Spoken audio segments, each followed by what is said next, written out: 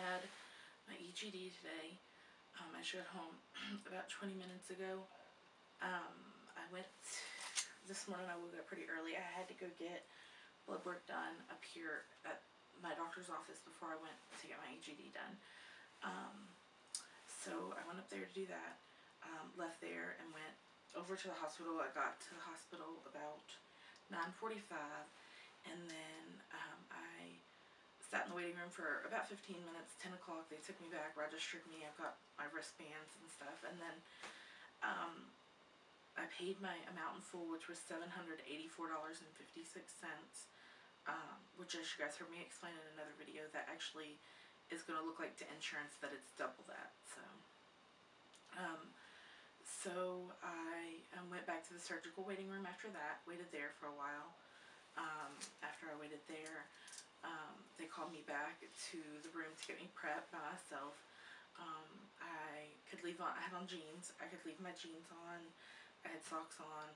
I just had to take my bra and my top off and put on the gown. This was really cool. I was freezing, so they have this pump on the back wall that pumps heat, and they hook it into your gown, and your gown has these little air pockets in it that fill up and keep you warm. It was crazy awesome because it was freezing.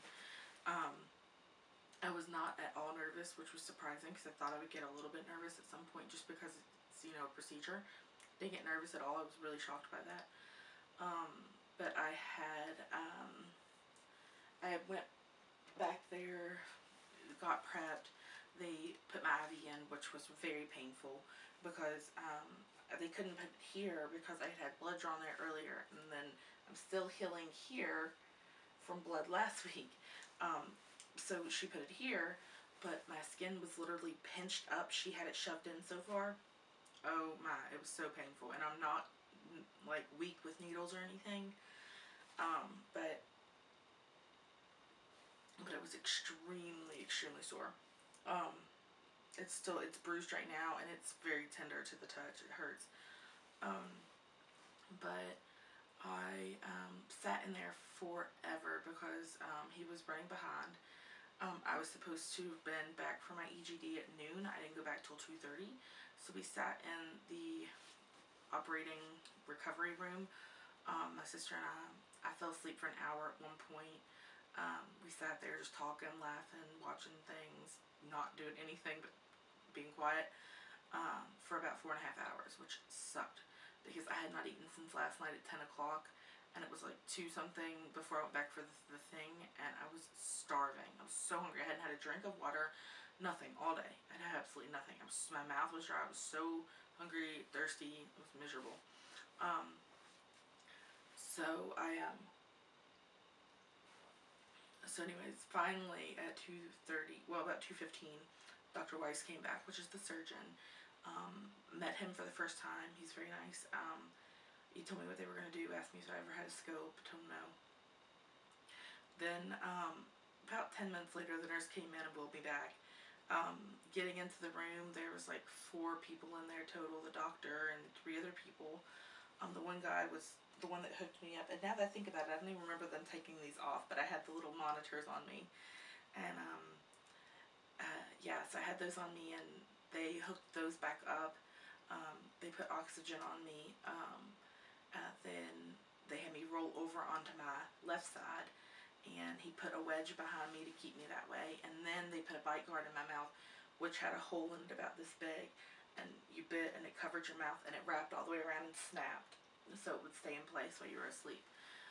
Then he said, I'm going to put your medicine in, and that stuff burns. I've had anesthesia before, so I know it's thick and it burns.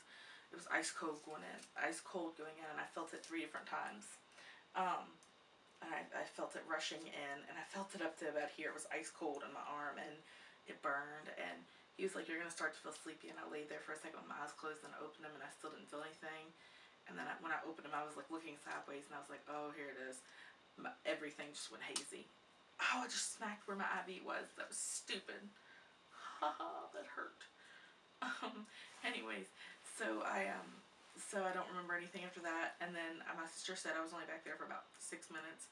They took me back to the recovery room. She said he spoke to her and told her everything went okay. They did a biopsy, though.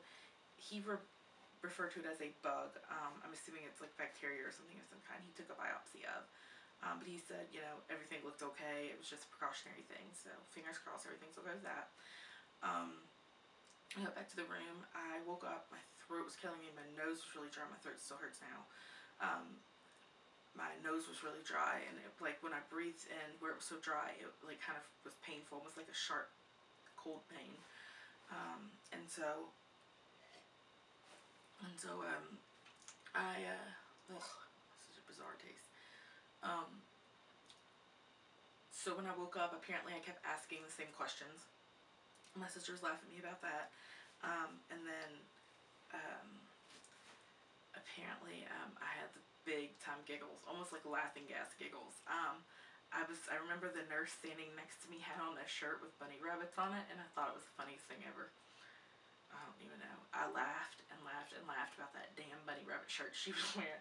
I didn't say that's why I was laughing, but I knew that's why I was laughing. And then I was laughing at every little thing that happened. I would start snickering about the stupidest things, and my sister was getting a kick out of it, and she was laughing, so then I was laughing more, and I was just mumbling incoherently, and so yeah, it was kind of funny in that sense. But I highly recommend a couple things. Take nose spray with you if you go. My nose was killing me from the oxygen after, and as soon as I got home I used nose spray, and it feels instantly better. It felt so much better. Because it was so painful before. My throat, I've yet to fix it. I'm going to use chloroseptic spray in a minute though, because it's hurting more like up here. So funny thing, guys, don't judge me, but I peed my pants. I think it has to do with the fact the nurse thinks that that they flushed me with a lot of, I didn't tell her I peed. My sister and I are the only ones that knew I peed. And it was really stupid. I was sitting there and I got a really bad coughing spell and peed my pants. And it was strange because I had just peed not too long before that, and they had flushed me with an entire bag of saline in about an 8-minute period.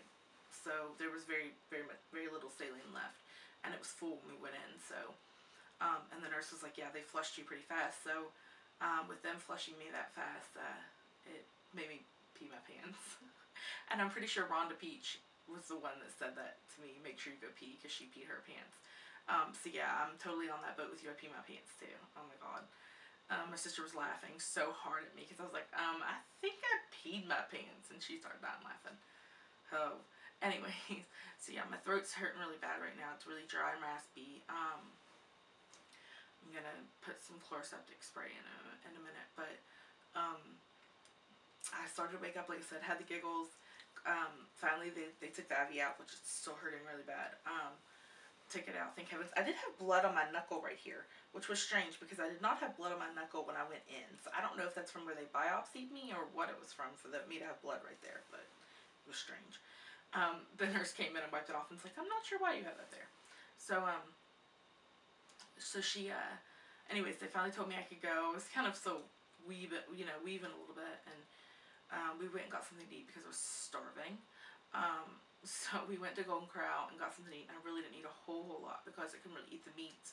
My throat and mouth was so dry that I couldn't swallow it. Almost like I was choking if I tried. So I ate some macaroni and cheese, green beans, corn, mashed potatoes, gravy, that kind of thing. Yes, I would try to get stuff, but I just couldn't. There was a lot of things I couldn't manage, so it was just too dry.